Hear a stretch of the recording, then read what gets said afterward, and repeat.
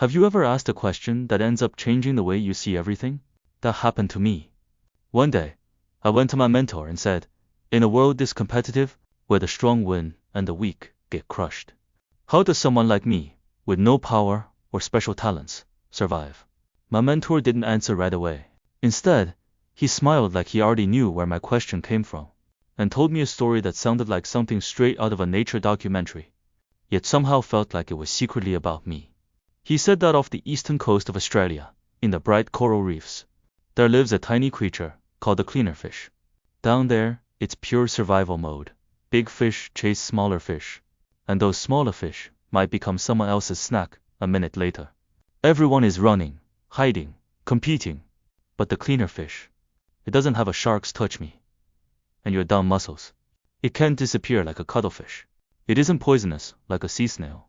By all logic, it should be the easiest target in the ocean, and yet no fish ever attacks it. Some even protect it by. Why? My mentor said, each cleaner fish has its own little territory, but not to fight over. It's like a tiny underwater service station. Any fish, big, small, weird-looking, even terrifying, can swim in.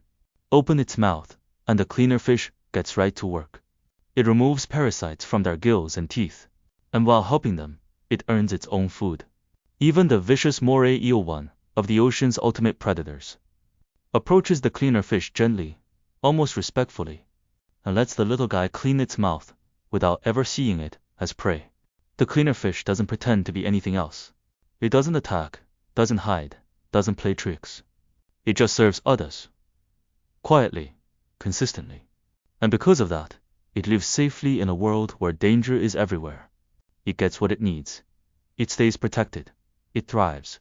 When my mentor finished the story, he looked at me and said, sometimes, the strongest form of protection is simply being genuinely valuable to others.